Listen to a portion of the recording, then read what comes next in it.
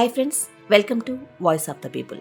మహిళల ఋతుస్రావం విషయం చుట్టూ ఎప్పుడూ అనేక చర్చలు జరుగుతూనే ఉంటాయి. పవిత్రం అపవిత్రం మొదలుకొని అంటూ ముట్టు దాకా అనేక వాదాలు విస్తారంగా వినిపిస్తూనే ఉంటాయి.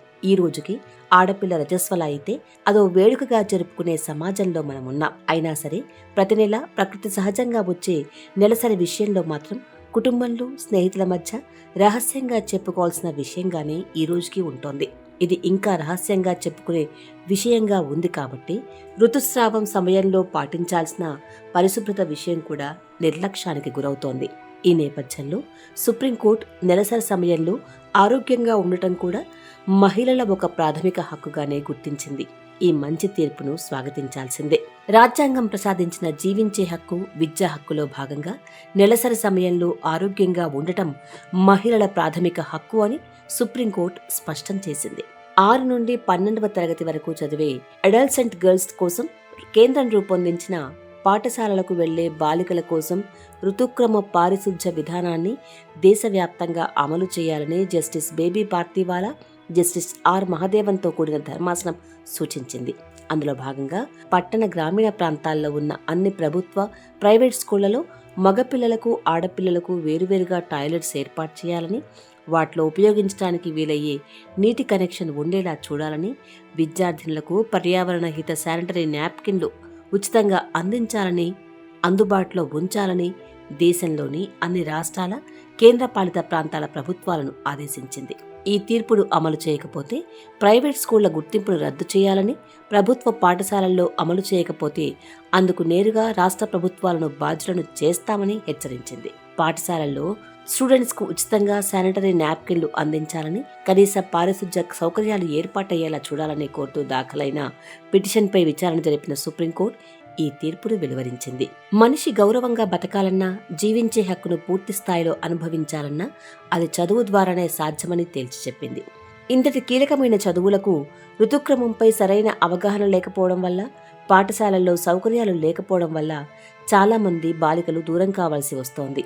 చదువు ఆగిపోవటం వల్ల వారు తమ ఇతర హక్కులను కూడా వినియోగించలేకపోతున్నారని ఆవేదన వ్యక్తం చేసింది.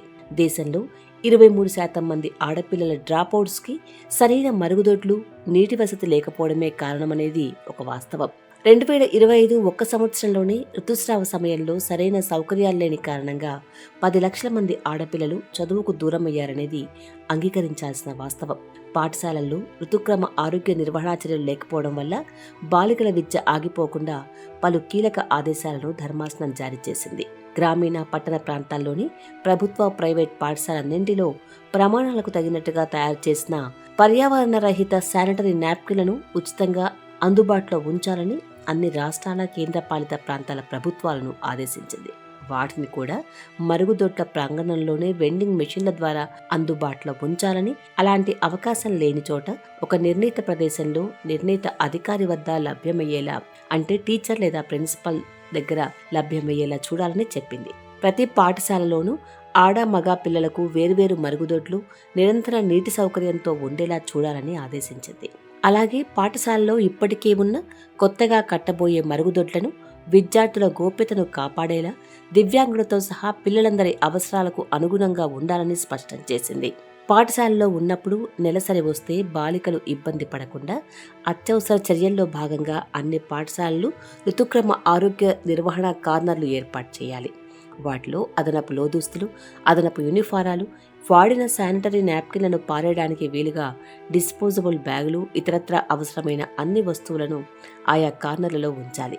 ప్రతి పాఠశాలలోనూ వాడేసిన శానిటరీ నాప్కిన్లను పారేయడానికి సురక్షితమైన, పరిశుభ్రమైన, పర్యావరణానికి హాని కలిగించని యంత్రం ఉంచేలా చర్యలు తీసుకోవాలి.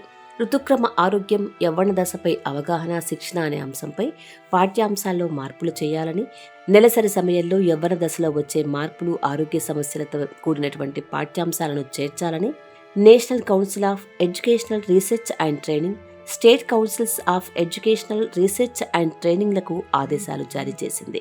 పాఠశాలల్లో మౌలిక వసతులు, ముఖ్యంగా మరుగుదొడ్లు పరిశుభ్రంగా ఉంచుకునే వసతులు ఉన్నాయా లేవా, శానిటరీ నాప్కిన్లు అందుబాటులో ఉన్నాయా, వాడిన నాప్కిన్లను సురక్షితంగా పారేసే ఏర్పాట్లు ఉన్నాయా లేవా అనే అంశాలపై తరచుగా తనిఖీలు నిర్వహించాలని జిల్లా విద్యాధికారులను ఆదేశించింది. ఈ తీర్పు వెలువడిన రోజు నుంచి 3 నెలల్లోగా ఈ ఆదేశాలన్నీ ఖచ్చితంగా అమలయ్యేలా చూడాలని ఆదేశించింది. అలా అమలవుతున్నాయా లేదా అనే విషయం ఎప్పటికప్పుడు పర్యవేక్షించాలని జాతీయ, రాష్ట్రాల బాలల హక్కుల పరిరక్షణ కమిషన్లను కోరింది.